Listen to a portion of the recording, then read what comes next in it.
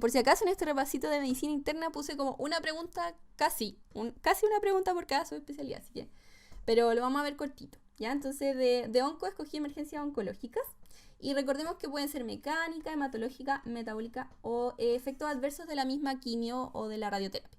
No voy a hacer más énfasis en las reacciones adversas a fármacos porque son más sencillas, es como gastrointestinal, náuseas, vómitos, como lo típico de radioterapia. Puede ser cualquier daño a las células que se están reproduciendo rápido, no sé, colitis actínica, queratitis, queilitis, perdón, cualquier cosa de las células que se reproducen mucho, esas van a ser afectadas especialmente por la radioterapia y la quimioterapia, así que por ahí es bastante sencillo. Y la lesión extravascular es bien fome, porque cuando el paciente tiene la quimio, ¿cierto? Y se está generando un acceso vascular, si la droga sale fuera del acceso vascular, puede producir daño como erosión o incluso como quemadura de la manito, ¿ya? Eso es lo que voy a decir de RAM, nada más.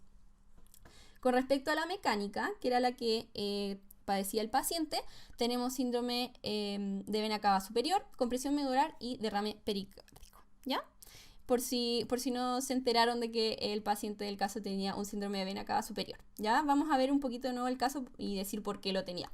Tenía hinchazón, tenía el antecedente de un cáncer, ¿cierto? Por eso una urgencia oncológica. Tenía un tumor epidermoide del pulmón, bla, bla, metástasis ósea. Y la urgencia decía que tenía hinchazón de la cara y del cuello, tos seca y disnea progresiva. ¿Cuál es la clave aquí? El edema en esclavina, chiquillo. Esa palabra, la esclavina, ustedes la leen, no leen nada más de la pregunta, nada más, y saben que eso es un síndrome de vena cava superior, ¿ya? Eso es suficiente. Y además le están regalando que tenía un tumor, o sea, full síndrome de vena cava superior, ¿ya? Y además tiene el ensanchamiento mediastínico en la radiografía de tórax.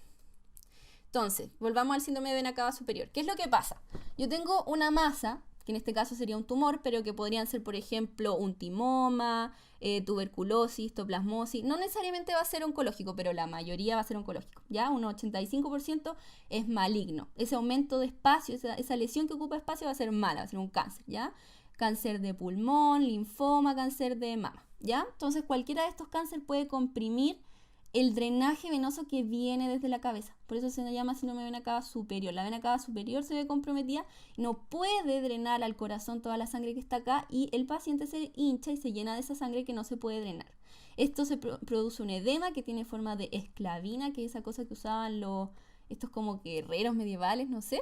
Y ese es el edema que nosotros vemos que tiene el paciente y es más característico. Entonces la clínica va a ser edema de extremidad superior, de toda la parte superior del cuerpo, porque no se puede drenar la sangre, ¿ya? Va a tener obviamente disnea, dolor de cabeza y el dolor torácico. Obviamente si está con este problema le va a doler, ¿ok?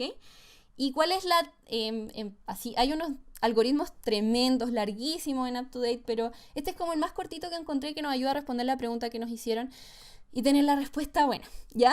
El diagnóstico imaginológico primero. Lo más rápido que le hicieron fue una radiografía, ¿ya? Esa fue la aproximación más rápida que le hicieron primero y la respuesta correcta luego incluía un TAC, ¿ya? Porque en general también las causas que nos van a producir esto también van a poder verse con el TAC, ¿ya? Así que eso es una buena aproximación al principio de un TAC. Si está en el fondo en un estado bastante, o sea, estable, relativamente estable, podríamos hacer el tratamiento de la causa, ¿ya? Que sería la radioterapia. Se ha visto que la radioterapia actúa mejor como tratamiento inicial, actúa un poquito más rápido que la quimioterapia. Y se dan esteroides, corticoides, para poder resolver más que nada el edema. Esto no está tan demostrado, UpToDate dice que más o menos no es tan cierto que funcione, pero se usa igual para resolver el edema de la extremidad superior y de la cabeza, ¿ya? Y cuando el paciente está muy, muy, muy mal, se hace un stent de la vena cava superior, igual que el stent del infarto, pero en la vena cava superior para que pase la sangre y se pueda drenar, ¿ya? Eso funciona como en menos de 3 horas. Y eso sería como el manejo rápido de un síndrome de vena cava superior. Y los otros conflictos de espacio que podemos tener producto de un cáncer, producto de una lesión maligna, ya la vimos en la vez pasada, en el repasito pasado de dolor lumbar, la caudequina. Nosotros tenemos una lesión que aumenta y ocupa espacio y comprime la caudequina a nivel bajo de la médula espinal y eso nos va a producir todos los síntomas neurológicos que ya conocemos, que son banderas rojas del dolor lumbar, ¿ya? Que es la incontinencia fecal, la retención urinaria y el dolor en silla de montar, y también compromiso neurológico, sensitivo, motor.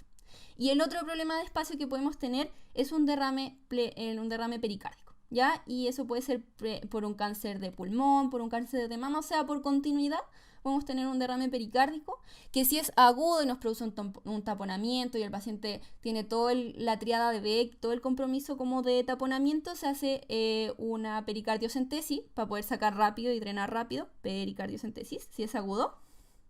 Y si es crónico se hacen como derivaciones, casi que paliativo, porque el paciente va a seguir teniendo derrame y hay que solucionarlo de alguna manera, se hacen como derivaciones más crónicas, ¿ya? Y ahí está lo que yo les decía del algoritmo larguísimo del síndrome de vena cava superior, pero lo que van a ver siempre es que en un paciente que está relativamente bien, ¿cierto? No, un grado 0 a 4, es más que nada ver la radioterapia, solucionarlo con radioterapia y corticoides, y en un paciente que está más grave puede ser que necesite el stent para resolverlo más rápido porque se demora menos tiempo en resolver.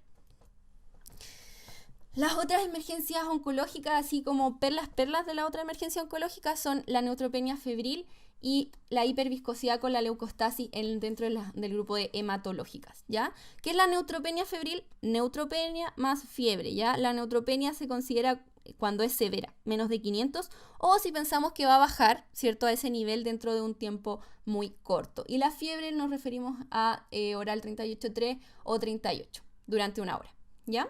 Y eso es neutropenia febril. ¿Qué hacemos con este paciente? Lo más probable es que tenga una infección, así que le hacemos cultivo de todos lados y les damos antibiótico de amplio espectro, ¿ya? Según la flora que haya local, etcétera. Pero este paciente es muy, muy peligroso y sobre todo si es de alto riesgo se hospitaliza. Se puede ver el riesgo si un paciente joven, sano, puede que se vaya para la casa con el antibiótico, pero en general si es de alto riesgo se hospitaliza. Y con respecto a la hiperviscosidad, es un síndrome que podemos ver en general en, como les digo, neoplasias más hematológicas, ya, por ejemplo, el mieloma múltiple, leucemia, etcétera, policitemia vera. La policitemia vera aumenta los glóbulos rojos, vamos a tener un aumento de la viscosidad, ¿ya? Y se hace flebotomía, plasmaféresis, leucaféresis. Es más o menos lo mismo que la leucostasis, ¿ya, chiquillos? Es parecido, por eso los puse acá al lado, es como dos nombres para algo muy similar, ¿ya? El aumento de las células sanguíneas va a aumentar la viscosidad y eso va a hacer que la sangre circule peor. Y al circular peor la sangre nos puede producir hipoxia de cualquier órgano porque la sangre no está circulando, no está llegando donde tiene que llegar. Entonces lo que hacemos es cuando es sintomático, ¿cierto? Cuando tiene daño de órgano blanco, tiene síntomas de hipoxia de los órganos o tiene más de 200.000 leucocitos, glóbulos blancos, hacemos una leucoféresis, que es básicamente sacar todos los leucocitos malitos que están en la sangre como rápido. Ya es como una alternativa rápida para solucionar ese problema que es bien urgente, ¿ya? Porque estamos viendo urgencia oncológica. Y la última tipo de complicación que les quería contar eran las metabólicas. Vamos a tener lisis tumoral, hipercalcemia y síndrome de secreción inadecuada de ADH. La lisis tumoral es la que ven acá. ¿Qué sucede? Lisis de las células tumorales. La célula se rompe, lisis, se rompe la célula y sale todo lo que está adentro normalmente de la célula. Ácido láctico, fosfato, purina, ¿cierto? Que vienen de los ácidos desoxirribonucleico, ADN. Salen las purinas, se transforman en ácido úrico, ¿ya? Tenemos hiperuricemia. El ácido úrico se cristaliza a nivel renal y tenemos falla renal, ¿ya? La hiperfosfatemia también nos puede llevar a lo mismo, a la falla renal. Tenemos liberación de potasio, hipercalemia. Ya esas son las cosas de la lisis tumoral. ¿Cómo lo evitamos? O lo prevenimos, podemos dar alopurinol profiláctico y dar mucho líquido. El paciente que está con una quimioterapia que nos va a atacar la célula y las va a romper, ya este paciente, y sobre todo con cánceres hematológicos o de rápida, en el fondo, reproducción celular, vamos a necesitar prevenir esto y le vamos a dar mucho líquido y le podemos dar alopurinol, que lo que va a hacer es inhibir la xantinoxidasa, que es la que produce el ácido úrico, ¿ya? Alopurinol. Pero en general mucha agüita. Y la otra complicación metabólica, la hipercalcemia. Ya, chiquillos, lo que sucede en general en un 80% y sobre todo en cáncer de mama y en cáncer de pulmón es que se produce una hormona que se disfraza de PTH. Ya es una hormona similar a la PTH y esta hormona similar a la PTH lo que hace es hacer cumplir un par de funciones que sí cumple la PTH, que es la resorción ósea. Entonces lo que va a hacer, va a estimular a los osteoclastos y los osteoclastos van a liberar calcio. Van a romper el hueso y van a hacer que se convierta en calcio. Así de simple, ¿ya? Y también acá básicamente es dar agüita, ¿ya? Agua de agüita. Eso es lo que hay que darle a este paciente, ¿ya? Suero fisiológico. Eso es lo más importante para evitar que se produzcan estas cosas, que el paciente que está con quimioterapia haga una profilaxis, ¿ya? Y el síndrome de secreción inadecuada de ADH puede tener muchas causas, ¿ya? Dentro de ella está la maligna, ¿ya? Pero pueden ser drogas, sobre todo carbamazepina, mitriptilina, morfina, son drogas como más neurológicas en general. Ya puede ser un daño del cerebro en general, pero estamos hablando de urgencias oncológicas, ¿ya? Y causa maligna vamos a encontrar principalmente el cáncer pulmonar de células pequeñas. Ese nos va a producir un aumento del ADH, y la ADH lo que hace es decirle al riñón que reabsorba agua, ¿ya? Entonces, lo que hace esto es aumentar la reabsorción de agua, y al aumentar la reabsorción de agua, ¿cierto? Aquí estoy dibujando la sangre como si fuera un vasito, se diluye, ¿ya? Se diluye todo y disminuye la osmolaridad, ¿ya? Eso es lo que sucede en el SIA. Y ahí les voy a dejar la fisiopatología.